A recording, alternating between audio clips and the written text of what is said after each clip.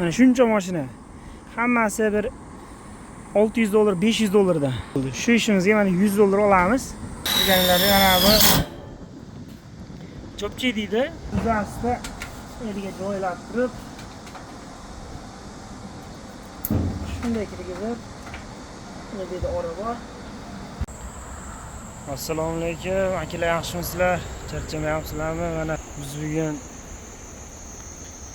mana shu quyosh panellarida tokini, simlarini tortib, shu ishga tushirib, tok chiqarib, davlatga hisoblab sotadigan darajagacha olib bitirib beramiz.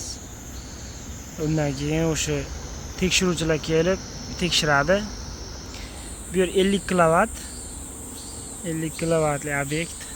O'zimizni bolalar mana bu kujombulini yasab ketishgan, temirlarni o'rnatib, panellarni o'rnatib, endi biz 3 kishi kelganmiz, bitta karisi ikkita o'zbek bola.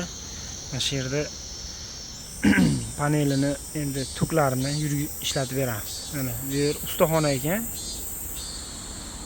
Bu yoqda pechajang deydi, ana eski mashinalar sotadigan, buzib yo'q qilib o'sha so'yadigan shunaqa joy endi. Yo'q, mana yoz kelganini mana daraxtlardan qo'ng'izlar bor. Mana shu sayrashdan bilib olsanglar bo'ladi. Issiqda shunaqa tovush chiqaradi. Tepada katta ko'suktorov magistral yo'l. Buni tagida ishlaymiz mana shu yerda. Hozir bizni karis bizga kerakli narsalarni, nimalarimizni, asbob uskunalarimizni olib kelish kerak. O'sha mashinasida edi. Kutib turibmiz. Kesish boshlanadi. Agar mana shu quyosh paneli ishi qiziq bo'lsa, Koreyadagi bolalar qanaqa ishlaydi degan, O'zbekistondagi odamlarga qiziq bo'lsa, videoni ko'rib turinglar. Inshaalloh chiroyli qilib ko'rsatib, qanaqa bo'ladi, nima ish, necha pul topamiz, chiqarsak bo'ladi. Ko'rib olsanglar bo'ladi. Mana Isaxon degan bitta sherik bilan ishni boshladik. Mana o'sha kerakli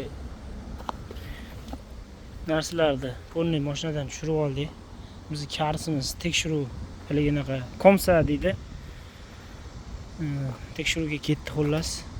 Shu narsalarni tepaga olib chiqib yasaymiz. Bu o'sha sim yuradigan liniya shunaqa asosan. Xullas mana biz ishni boshlagan. Mana ko'rib turganlari mana bu cho'pchi deydi. Karislar ko'pi massa. Xullas kuzoviga massa qo'yapmiz. Mana sherik qo'yapti. Taxminan shu holatda. Hamma yo'q qoqilish kerak. U qoqiladi, bu mana bu qoqiladi bir-biriga-da xullas. Hech narsa qolmaslik kerak. Betlarda ham bor. Keyin mana men mana simlarni ulayapman. Simlarni bir-biriga ulab chiqyapmiz. So'ng mana buni bitta oling meni. Ko'ryaptimi? Mana mana shu holatda bo'ladi. Buni uzasida eliga joylab turib shunday kirgizib nima deydi oraba. Keyin mana simdan olib shunday tutib ikkala tarafini baylab qo'yiladi.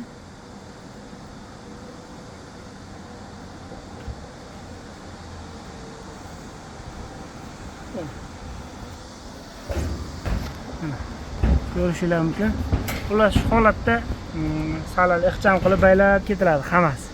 Baylangandan keyin bir-biriga bu past-tepa ulanadi oxirida. Shunaqa. Mana biz abed qilib chiqdik. Abedgacha o'sha simlarni uladik, cho'pchilar qoqdik.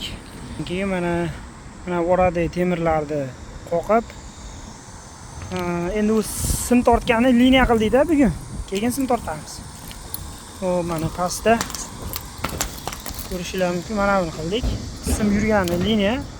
Mana o'sha hammasiga bittadan manaqa tepaga yuradigan qilingan. Sim o'tadi, nariyoqdagi firmaga o'tadi. Aylantirib sim tortamiz. Shuni yasadik bugun. kechgacha, mana pastgacha, mengacha sap qo'ydik. Pastdan xullas o'sha transformatorlari pastda yasaladi. Shunaqa. Bugungi qilgan ishimiz shu bo'ldi. Shu ishimizga mana $100 olamiz. Bo'laradimi, qoplaydimi?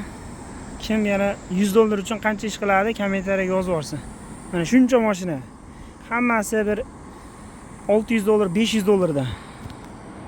Ko'rishinglar mumkin. Buning ichida yuradigani ham bor, yurmaydigani ham bor. Har xil.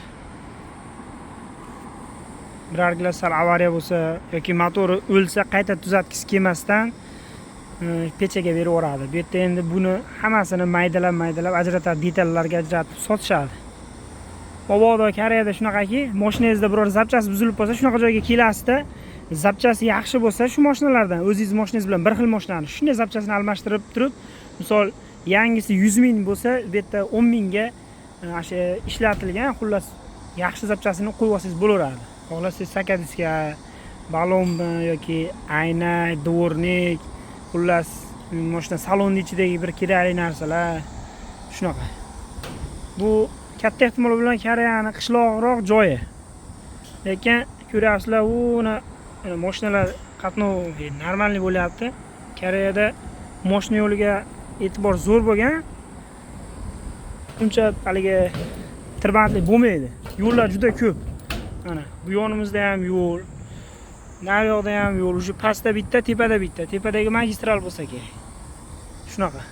Nari yoqlarda yo'llar bor mana. Qishloqda, deyarli bu yer shahar emas. Mana bitta yo'l, oldida yana bitta yo'l.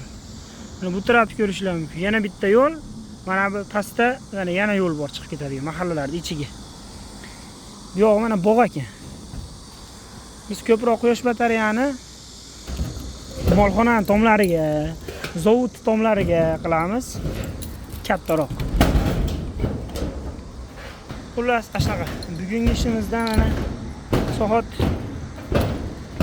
4:30 bo'ldi, narsalar yig'ishtirib, sekin uyga ketaveramiz. Yo'limiz ham 65 kilometr uyimizgacha. Lekin unaqa uzoq vaqtda emas, 1 soat 50 minutda yetamiz. 60 kilometrlik masofalar. Aytganimdek yo'l qatnovi yaxshi. Mana bunaqa tomlarda bukilgan yuqqa tomlar bo'ladi, tushib ketib qolish ehtimoli bor.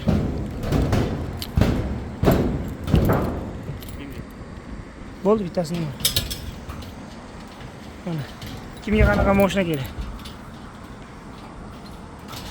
Meni mashina mana bu mashinada. Kia Morning. Xullas, keyingi videolarda ko'rish uchun obuna bo'lib qo'yinglar. Yana video chiqarib turaman. Koreyani nima temasi, nima mavzusi qiziq bo'lsa yozinglar. Qo'ldan kelgancha, Alloh qodir qilgancha bilganimizcha javob beramiz.